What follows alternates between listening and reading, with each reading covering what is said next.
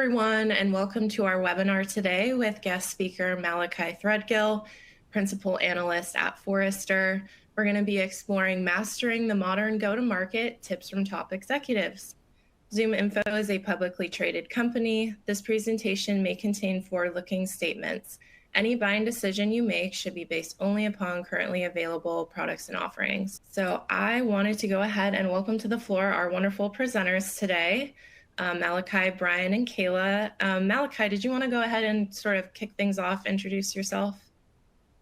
Yeah, absolutely. First and foremost, I'm really excited to be here today with the ZoomInfo team and all of you. I think when I think about where we're at and kind of the changes that are happening in the role that is evolving in marketing's responsibility for it, it's an incredibly exciting time to be a marketer. But a little bit about me, I've been with Forrester for a little bit, almost 4 years. Before that, I was in the high-tech industry, really transforming marketing businesses and processes. Today at Forrester, I really help businesses augment their go-to-market strategies, really thinking about how Forrester helps businesses with their vision, strategy, and execution layers. I also cover both the account-based marketing category as well as marketing automation category from an evaluative research, as well as working on some new insights around B2B revenue marketing, where marketing's role in the revenue process continues to evolve. Great. Thanks so much. We're excited to have you here. Brian, did you want to go next? I do. Hi, everyone. My name is Brian Law. I am the CMO at ZoomInfo. I've been here for just about a year. And actually spent the first 12 years of my career doing strategy consulting and go-to-market. I then moved into marketing, or internal strategy, and then in marketing in tech companies. And now I work for a company that helps companies optimize their go-to-market. So really, really excited to be here. As Malachi mentioned, there's a lot going on in the space. And I think the fusion of sort of data and sort of technology and sort of everything we're seeing around automation is really excited. So looking forward to talking more with you all today. Great. Thanks so much, Brian. Really excited to hear your insights from the marketing side. And Kayla, want to go next? Close things out? Absolutely. Thanks, Becca.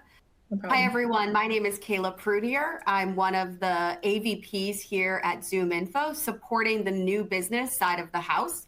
I've been with ZoomInfo for about 2 years, and I found ZoomInfo after implementing the technology at my previous company and our inside sales team. Really looking forward to discussing go-to-market today.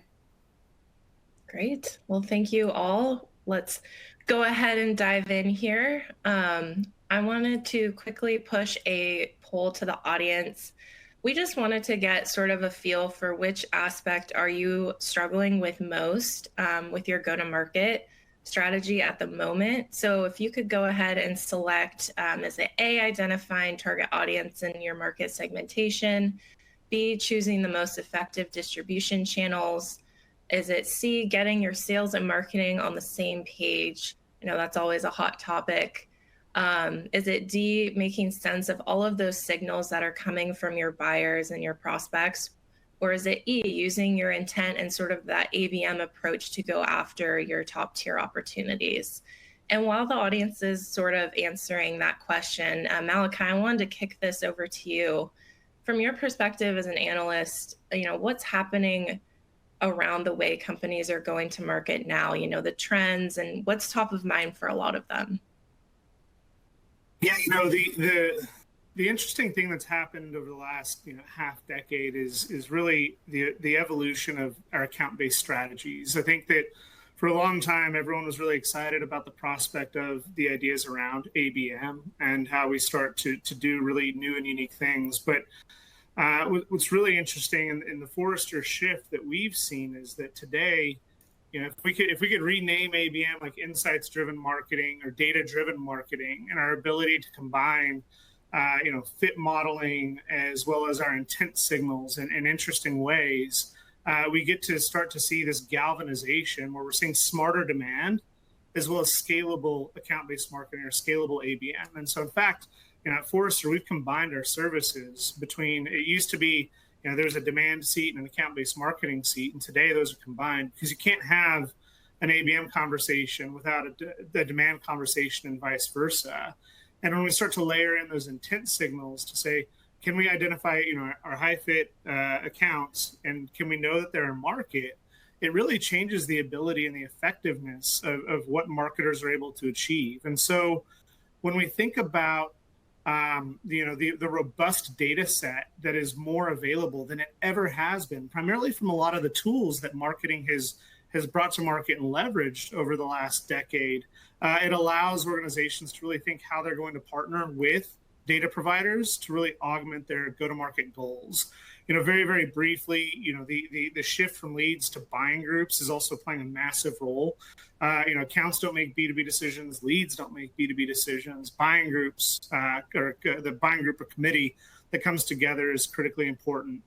And, the final thing is, like, the best part of all of this is that, like, right now in this current ecosystem, like the focus on AI and ML is allowing marketers who haven't been able to adopt data, insights, fit, intent, and a buying group mindset. It's allowing everyone to kind of rethink that process. And so now we can really use the excitement around what these models are allowing us to do to really implement the best practices that have been available for some time to help us achieve marketing success. Yeah, I think that's a great point. I like how you kind of talked about the data side of things, because all of that sort of goes into our poll question on how can companies take that data and do these things, right? So great segue there. I was going to quickly publish the results from the poll here. It looks like most of the responses said B, choosing the most effective distribution channels was one of their top challenges right now, followed by using ABM and intent, as well as getting marketing and sales on the same page. So thank you to our wonderful audience for responding to those. Brian, I wanted to kick this next one over to you. Sort of, what are you seeing from your perspective off of Malachi's points, and just in your kind of day-to-day with companies who are struggling to implement that modern go-to-market motion? Yeah, and so we see, or really, I hear about this at scale through all the conversations that I have with customers. But I like to boil it down to 4 areas. One, how do you take sort of either the lack or the wealth of data that you have and turn that into actionable insights? The second one is, how do you effectively engage customers? Third one is, how do you drive that alignment between sales and marketing? And the fourth one is, really, how do you win faster? How do you optimize your conversions, scale, and automate? And for each of those, there are pain points, and you saw some of the results that we see in the poll. So for the first one on data intent, different reasons, sort of it can range from not having enough accurate and real-time data, or having it in too many disparate systems, and really a need to pull them together and sort of weave that picture of your customers and prospects together. Definitely hear many people, potentially most of all of these things, they're overwhelmed by all the different data sources they're getting. They're partnering with so many different providers, and they don't know how to turn all of that into actual signal and do something with it. And so those are sort of the areas where I see a lot of pain. And frankly, this is where everyone should be focusing first. You need that data to understand who you're going to go after before you start any of your marketing activities or sales activities. The second one around engagement, I saw some notes and comments on this one. Figuring out how to effectively engage with those prospects and customers, and ideally do it across channels. You're going to see a lot more efficacy if you have aligned and orchestrated activities across channels. It just increases the likelihood that you're going to get that response, particularly if you're doing it across sales and marketing channels. I was actually just reading a report that was showing, when you think about account-based marketing, many of the top account-based marketing channels are actually sales channels that are using data from a marketing perspective and executing on the sales side. Alignment, when you think of sales and marketing, it's a bit of a cliche that we don't always work together well, but you really need to make sure first you're aligned on your goals. Secondly, sort of the metrics to see if you're going to achieve those goals. Then aligned execution and plans on how you're going to take those into action. And then really having a consistent cadence for how are you going to understand performance and hold each other accountable. And then the last one, and I do say this is the last one, is how do you scale and market, sort of automate those activities? I think Gen AI is incredibly exciting, but you need to make sure it's based on a firm and robust data foundation, and that you have processes in place, and you then scale and automate on top of those things. But for more advanced companies, this really can unlock a lot of value for companies, and I do see a lot of companies struggling here. Awesome. Yeah, thank you for also touching on some of those poll responses. That was great, Brian. Kayla, from your perspective on the sales side, did anything that Brian or Malachi kind of resonate with you with your day-to-day and the teams that you're managing? Yeah, I think for this one, I'd like to speak to what we're hearing from our customers and prospective customers. And Malachi and Brian both touched on the fact that oftentimes this can feel somewhat overwhelming and even intimidating, specifically for businesses who may not have a large marketing and or sales team or a sophisticated go-to-market strategy. And what we often hear is that intent data or creating a layer of data to action can be really intimidating.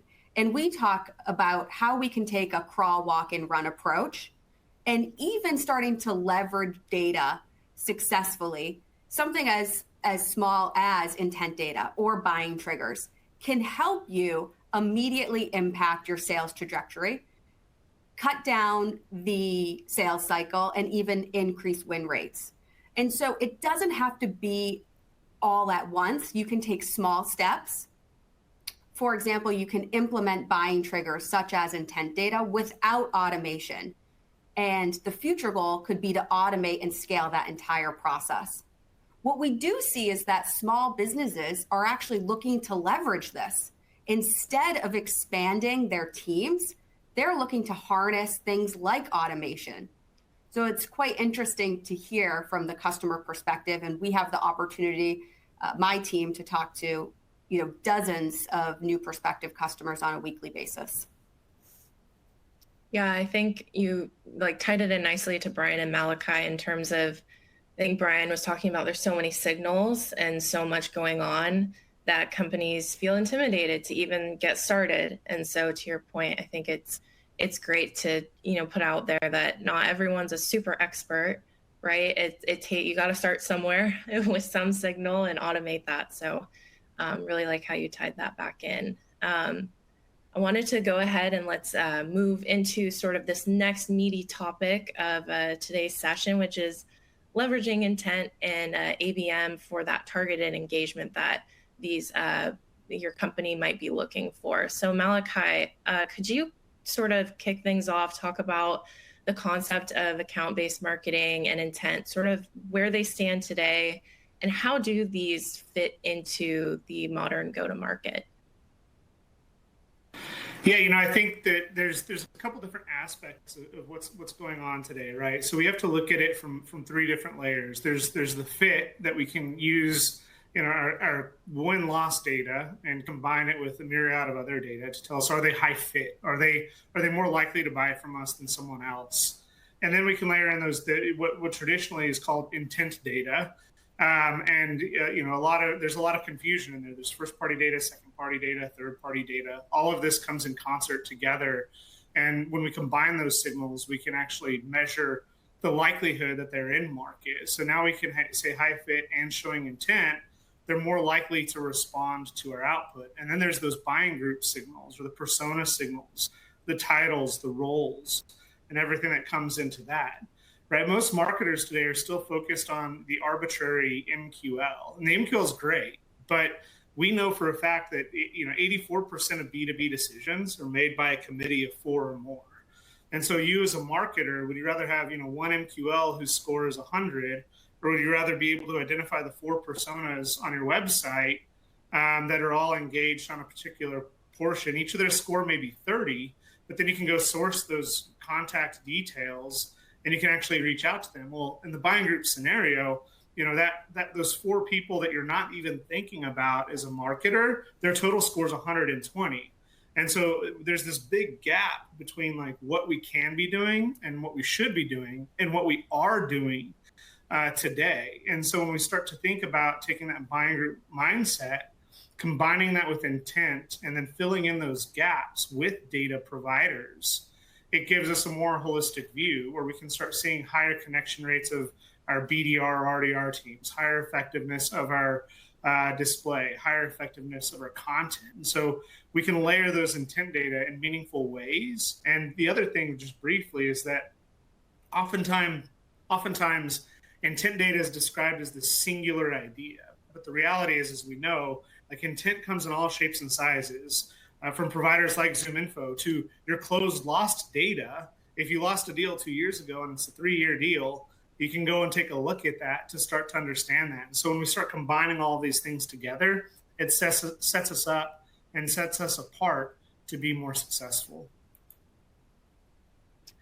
Yeah, that's great. I like how you sort of also mentioned this expanded buying committee that's happening nowadays with the purchasing cycle, and how you need to take multiple. It's not just like one intent signal is like your truth, all be all end all there.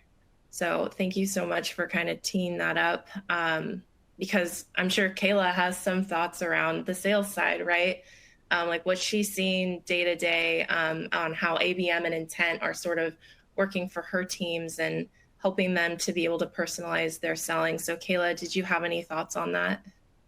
Yeah, I think Malachi mentioned at least 4 people are involved in a buying decision. I've seen stats that range from 4 to 14, and even more so now is what we're hearing with our customer base and prospective customers. I have the opportunity to work hand in hand with Brian's team, and they really fuel us with this incredible data of buying signals.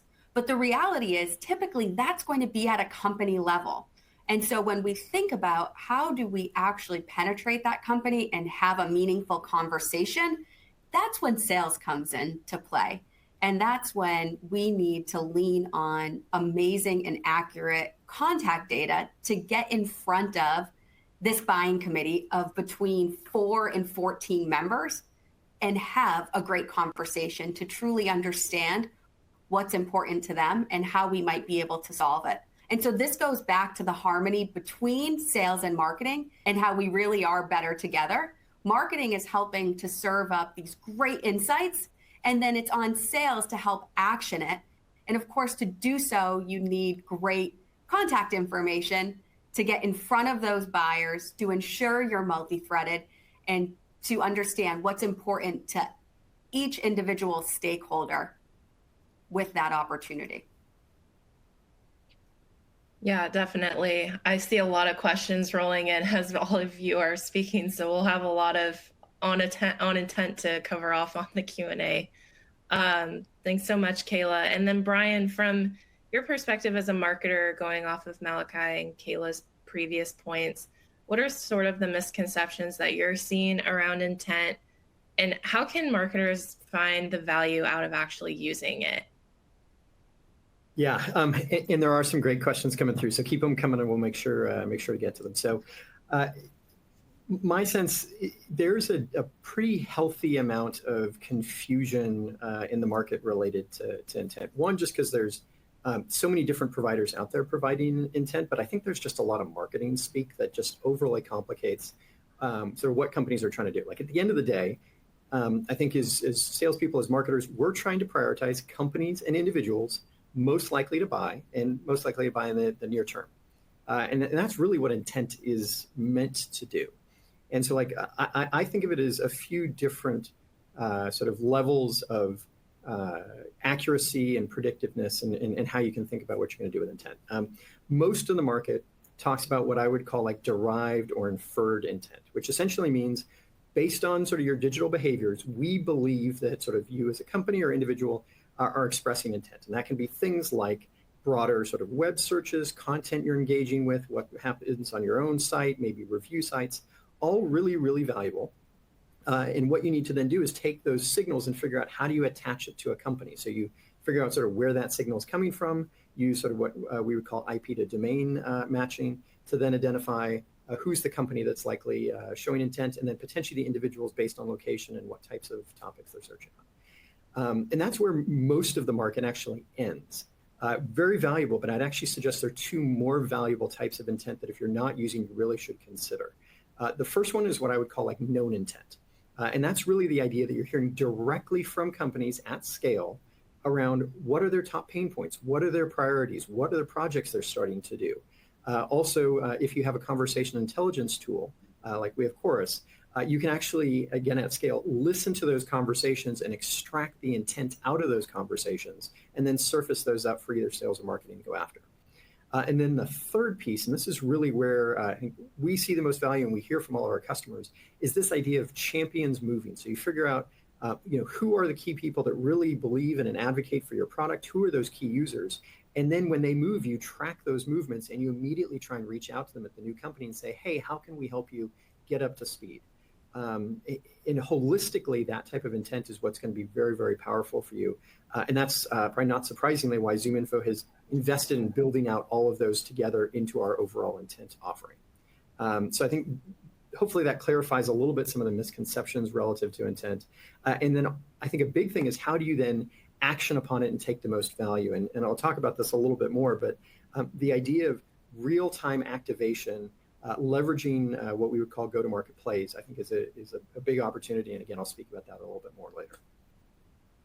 Yeah, that's great. I think it's good to know sort of where the intent actually lays in the organization, and then just kind of threading through Malachi and Kayla's points and your point earlier, Brian, on that sales marketing alignment. I think it's important to be on the same page on agreeing what signals make sense to go after the same account. So really, really thank you for kind of level setting on that. And that's a great segue, Brian, into this next question for you, which is, we're going to start talking about automating your GTM processes for efficiency and scalability, and sort of that role of the marketing and sales teams. So what, Brian, is one of the challenges of being able to take those signals for fluid GTM motion? And is there anything before companies even start doing that they should have in place? Yeah, in just seeing some of the sort of the comments and questions, we do sort of a number of sort of CMO, CRO roundtables. And one of the questions I always like to ask is, how many of you are doing sort of ABM within your company? And the leaders will generally feel pretty embarrassed about the fact that if they aren't doing it.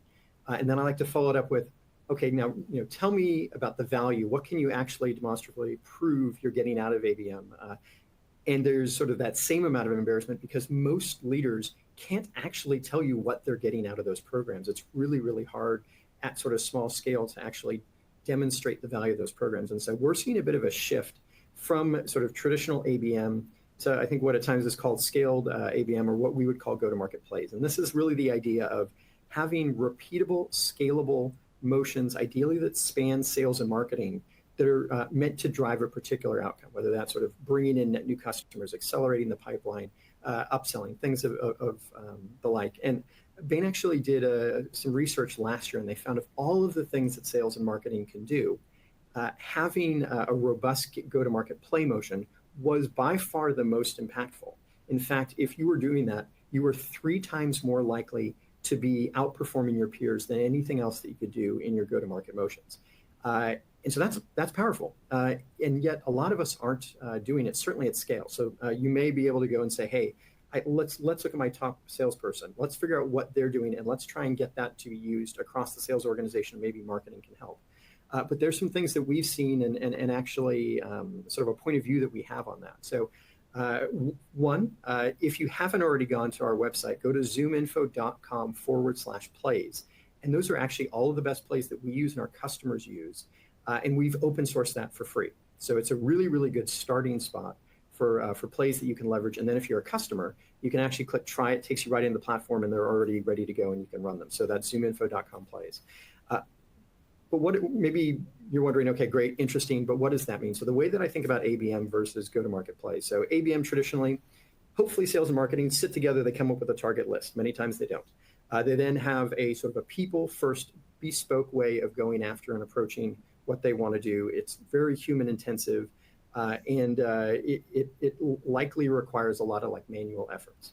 The second approach, go-to-market plays, the idea is you figure out what's the criteria that you really care about. What are the types of companies, the types of buyers, and then companies can move in and out of that definition.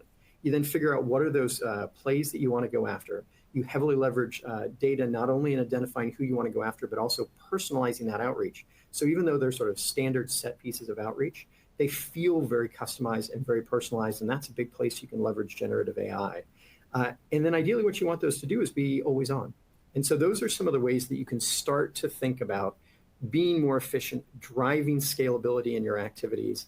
And again, if you're not a customer, look at zoominfo.com plays. If you are a customer, look there too, and then you can actually leverage them in the platform. Great. Yeah, that's a great way to look at it. I think moving forward, ABM is, the marketing speak. It always changes the lingo. So thanks for kind of breaking that down, Brian. I think that's really good. And I wanted to say, off that one point you made about sometimes sales and marketing don't pick the same priorities in terms of how they're going to go after these accounts. Malachi, I wanted to sort of dive in from your perspective of what you've seen with your conversations on GTM execution from a sales and marketing alignment angle. What are companies really struggling with right now along those lines? Yeah, I think this is one of the existential challenges between sales and marketing, right? So we have all these, there's so many good questions coming in, but we have all these different signals that we can collect, whether they're first party signals, second party, third party, that allow us to do really cool and unique things. And there's a lot of these challenges that sales and marketing organizations have, right? So many sales teams today. So let's just paint a very quick scenario, right? From my background, I was in high tech IT. So the average contract length was 3 years. The average sales cycle was 12 to 18 months. So if we normalize that data, only a third of our accounts are going to be in market in any given year. What that actually means, if we flip it, is that when we pick accounts out of a hat, which most marketing and sales teams are doing still, we're introducing a 66% inefficiency into our marketing budget, into our marketing outreach, into our sales outreach, into our BDR effectiveness. And so these challenges that we're setting ourselves up for failure from the start, especially in a data-informed situation where we can build out our ideal customer profile. We can layer in all of the intent that we're already collecting, probably in our tools, as well as the additional signals that we can combine from tools and data providers like ZoomInfo. And so, if we start to say the accuracy of the intent when it starts to combine gets better and better, well, if someone's showing 3 or more signals, the odds that they're in market are closer to 100% than even 50%. And so that's a massive opportunity for marketing to really show value to sales because we have access to this data. One very, very, very quick cautionary tale is that the other thing that, marketing kind of stumbles into is the eagerness to show sales these intent signals. So for instance, if I'm choosing a category, let's say communications, and I'm selling unified communications or VoIP versus fax machine, if I chose a very broad intent category, and let's say someone's looking for a fax machine and I give that to sales, well, I've increased friction because we don't sell fax machines.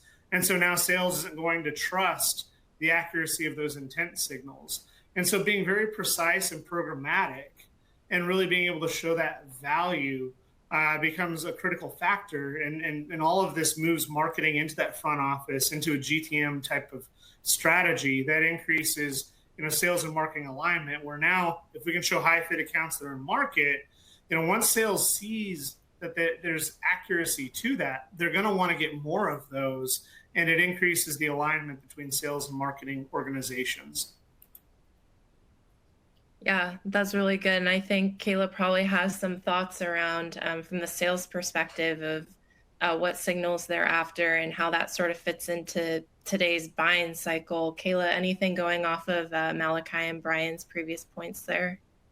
All great points. I think I picked up on a couple of commonalities there. The first was that we can go to market using data, process, and automation. That was a common theme with both Malachi and Brian. The other one that's interesting, and on the opposite end of the spectrum, is Brian mentioned when you're targeting a list, you're likely sitting in a room deciding what companies you're going to go after. And Malachi said you're picking them out of a hat, right? And so that's what's actually happening versus what can happen, which is making decisions backed by data and process and really marrying sales and marketing.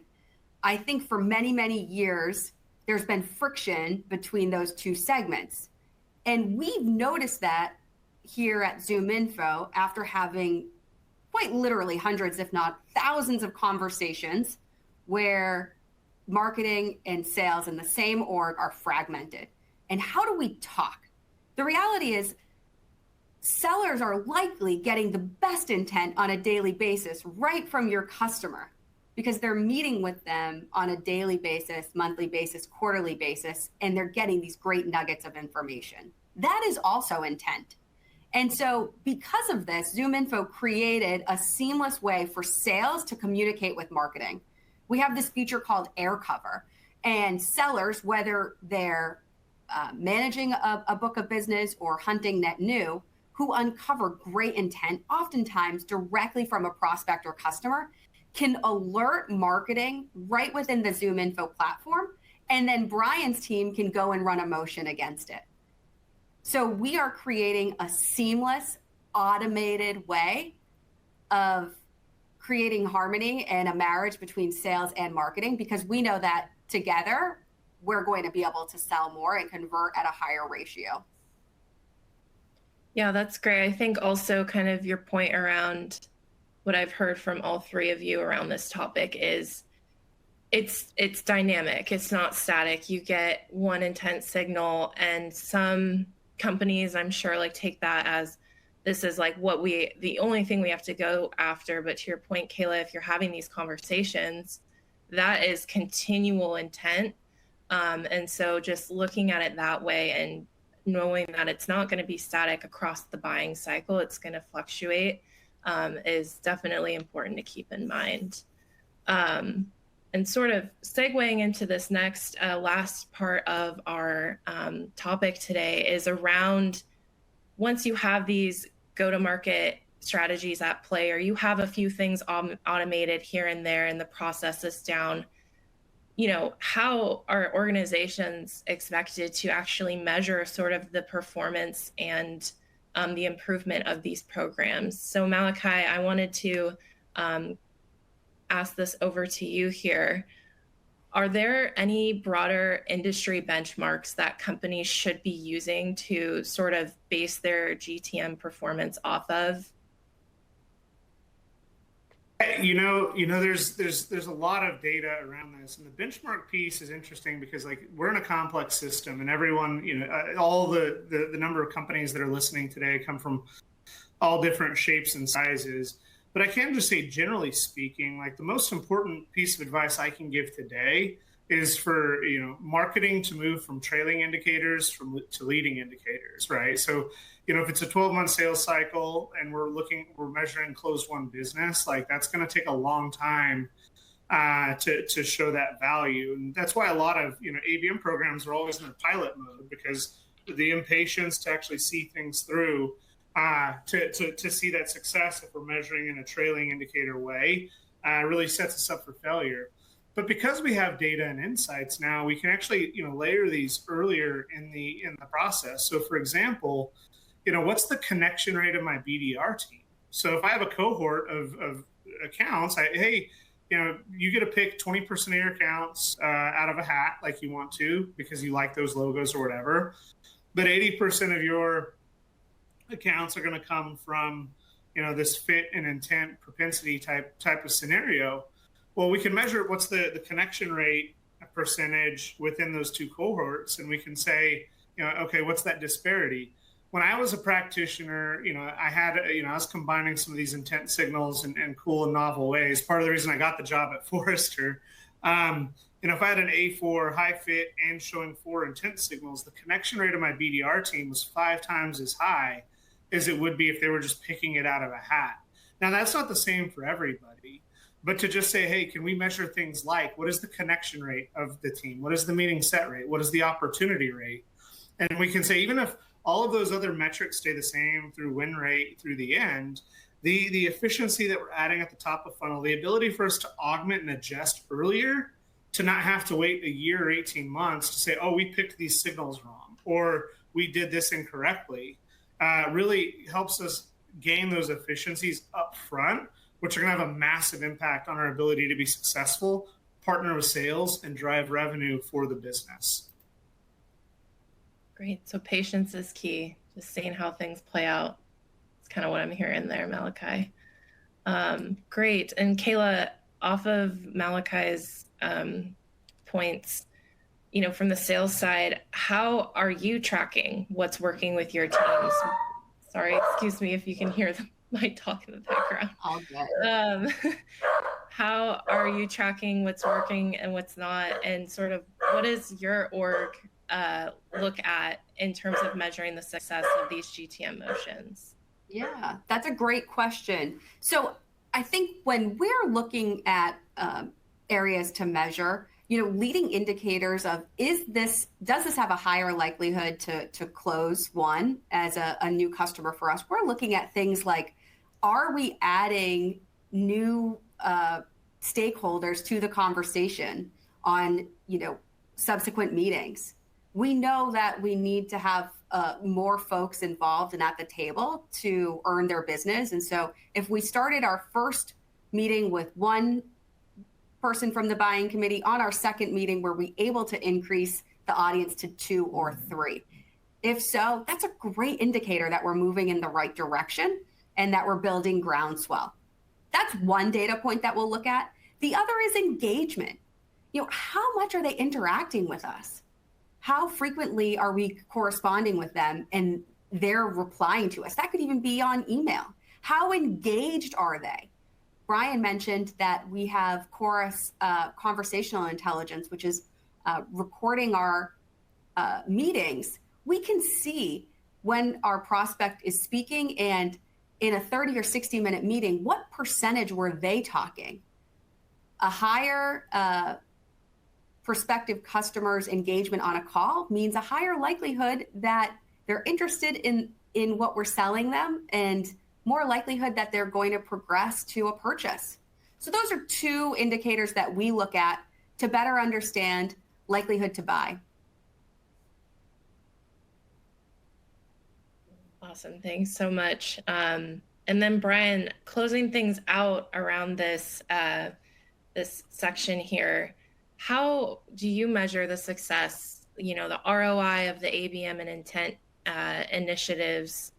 And what are some of those key metrics that organizations should start tracking, whether that's from a marketing standpoint or should that be combined with sales? What's your thought around that? Yeah, and I think Malachi and Kayla hit on a lot of them, so I'll maybe just add a few pieces. So I think the first one, and I talked about sort of the embarrassment sometimes sales and marketing leaders have on not being able to prove the impact. I think the easiest way to do that is to say, let's determine which of the accounts that we think are most worthwhile, and then essentially create like a holdout or a control group. And so you're saying we're going to do the ABM efforts to a subset of them, but not to all of them. And so ideally, you're treating this entire good list of ABM accounts, and then sort of the metrics you use are going to vary. And I've seen some of the questions here. Some companies are closing deals in 30 days. Some are closing deals over the course of a year. And so that's going to really inform sort of which metrics you want to use. But ideally, you do want to be using some leading indicators. And then you also want to have some things that are further down funnel and actually see, are we driving disproportionate growth in ACV and pipeline, things like that. So I do think there's a little bit more variability. And in many cases, it depends on sort of what does your sales cycle look like? Are you traditionally going after sort of more growth in newer companies versus really landing sort of large accounts, and then you're trying to penetrate more deeply? Awesome. Great. Well, that concludes the main portion of our presentation today. So I wanted to go ahead and jump into the Q&A. We had a lot come through throughout the presentation. So we'll get through as many as we can. I'm just kind of taking a look here at some of them and seeing if any have like commonalities in terms of what our audience is asking about today. I've seen a few pop in around intent, and I'm not sure who from the floor would like to take it, but it seems like companies are really trying to figure out like what intent signals they should start tracking, like what are kind of like the core ones that could help get them started. Malachi, Brian, Kayla, any thoughts around that?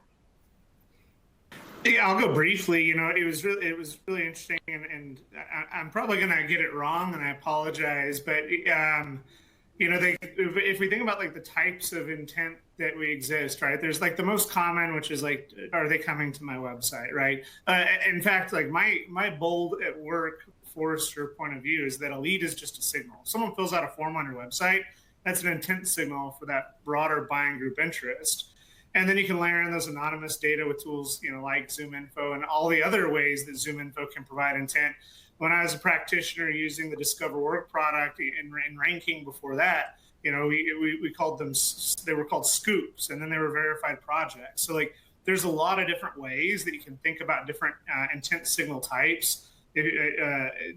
First, second, third, there's a framework that Forrester has put out. And so intent data, some intent signals can be a mile wide, but a foot deep, meaning like it's a keyword data, and they may say low, medium, or high. And there's other signals that may be a foot wide, but a mile deep, where they can actually tell you who's doing that research, what have they consumed, and everything in between. And so one of the most important things to think about is that intent isn't this singular idea that, oh, I have intent. Like, that's the wrong way to think about it. Do some research, go look at how ZoomInfo defines their intent and how the Forrester looks at intent. And the reality is, if you have any investment in marketing technology today, the odds are that you have more intent than you realize from a variety of different sources, including your own CRM. And so really think about think outside the box of what signals do I have, whether it's my closed loss data, engagement data, or anything in between, as well as the data providers like the data that ZoomInfo and others provide. And how can you combine that, whether it's just arithmetic, like number of signals, 1, 2, 3, 4, or through some sort of models that can help you understand what's going on in a more meaningful way. And just to add, because I do think it's something I hear a lot is people feel overwhelmed by the data that they're getting, and so that's a big reason that one, we try and collapse all that noise together and really give you sort of specific intent signals. I talked about the different layers, so I have the sort of derived or inferred, which is a lot of what you're getting from different providers, the known, and then the champion. And I do think where you can leverage, if you're a customer, sort of our scoops, we get 1.2 million of those each year. Those are really, really valuable. And then sort of the champion moves also really, really valuable. And then something, if you do have multiple providers like Malachi mentioned, I'd actively encourage you for each of those providers to go and look and say, which accounts are showing up as high intent, take a sort of a snapshot of that, and then sort of see over the next few months how those convert through the funnel. Because it's easier to say you have intent than to actually have really good intent. And not everyone is sort of made equal on sort of those areas. So I would actively encourage it. And for those that are broader ZoomInfo customers on the sales side, if you're in marketing, you should have intent that you can access as well. So definitely look in to see if there's something that's already available. I find many times marketers aren't aware of what they could already be getting out of us as customers. Awesome. Kayla, anything else off of Brian and Malachi's points there? I think to Brian's point, there's likely some really low-hanging fruit, such as current customers who have moved or changed jobs, recently promoted folks into the C-suite, if that's where you're selling to. And that's going to be intent as well. And the timing is absolutely everything. We know that the C-suite is going to bring a bag of tricks with them. If they were a current customer of yours, it's a great opportunity to go and sell with them. We also know if they weren't maybe using your product prior, you can use our tool Salesforce Sync or HubSpot, if that's your CRM, to see a previously closed lost deal that has an executive move within the company. And that's a great time to reach out. And Becca, there's just a question that came up as Kayla was talking about champion moves. So I just want to call this out because she's asking about how to leverage in the product. So something that you can actually do is set up an alert or a sort of a workflow. And again, on that website, zoominfo.com/plays, there's an example of what that could look like. But you can say if someone moves to a new company, if they get promoted, let me know, potentially send me a Slack notification, deposit it into CRM, run a play against it, do advertising, things of that nature. And then something that's going to be coming out, which I think is really helpful for people who have a defined book of business, is this idea of a cockpit. So you can identify these are the accounts that I really care about. And so you're only getting those notifications relevant to the specific accounts within sort of the view that you want to have within ZoomInfo. Awesome. Yeah, definitely some prioritization there to really zone in on and focus I think that's been like a key thing here is you could get overwhelmed, you could get that analysis paralysis. So just like really finding the few key ones to focus on is key here. I wanted to pose we had a really good question around sort of ABM and their take on it. They say the challenge with ABM is little or no buyer-centric value added. How can we add real value? I'd be curious to hear the thoughts from Brian and Kayla, sort of from the marketing and sales perspective, once the lead or prospect or account's been sort of passed off to sales. How do you continue that value there, Kayla or Brian? Yeah, I think candidly, if it's an outbound approach, meaning you're seeing spikes from a company on intent with a service or product that you offer, you are going to have to use things like similarities from customers that you already work with, whether that's industry, whether that's persona based, and help educate your prospective new buyer on how you're helping other companies in the market and see if there's an appetite to learn more. And that's where sales and marketing working together really takes it to the next level. And then just in addition, for those that are customers, one of the things that we'll sort of help our customers with is obviously there's an immense amount of data that you can get access to within the platform. And many times what you'll find is certain combinations of those attributes are really, really relevant to sort of your business segment. So like for us, the ratio of sales ops to sellers or marketing ops to marketers is a really good indication of sort of how mature or advanced they are. And I encourage you to figure out what those combinations are that are relevant for you. And then you can use those data points to actually say, based on what we're seeing, there are other companies that are in sort of a similar situation, and this is how they take advantage of it. This is where they get value. And make sure you're really highlighting the relevant messaging based on sort of the data. Yeah, so a really dynamic and custom approach based on, common themes within that business that is spiking on intent for you. Great. Those are awesome responses. I was trying to see if we had time for just one last question. Malachi, Brian, Kayla, I'm not sure if any of these are standing out to you. So maybe just a quick one, because I saw a specific question about air cover. So if you're a user of both Sales OS and Marketing OS, essentially what that does is in the Sales OS platform, sellers can say, hey, these are accounts I'm interested in. And then in Marketing OS, I'll see the accounts identified as sort of attached and actually in a list that I can select from, and then assign them to different campaigns that we're running. And something we actually use internally, and we have some specific plays that we run that I think a lot of sellers know about. And so they'll proactively say, hey, this account, we want to make sure that gets incorporated. It's not far enough along in the process, but please loop them in because it's a longer term deal. And we think there's a lot of opportunity. Great. Well, we are almost at time here. So I wanted to just, first of all, thank Brian, Malachi, and Kayla for coming on today's presentation. It was really great to hear sort of all of your various perspectives from the worlds that you work in day to day and how you sort of come into your role, execute GTM, and help others do the same. So thank you so much. Thank you again to our wonderful audience for joining us today, for engaging with the polls, asking us questions.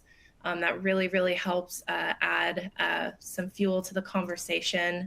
And just a friendly reminder here that we will be sending out this recording within the next couple of days. So if you had to jump early or you might have missed something that you want to revisit, you're more than welcome. That will be available for you. And until next time, thanks Becca, again. just one last thing. I was going to say, if you aren't already, follow ZoomInfo on LinkedIn. Also, feel free to follow me. We try and post a lot of the sort of our newest thinking in these areas. And also feel free to reach out directly with any questions. Yeah, absolutely. Great. Well, thanks again, and everyone have a great rest of your week. Thanks so much. Thank you so much.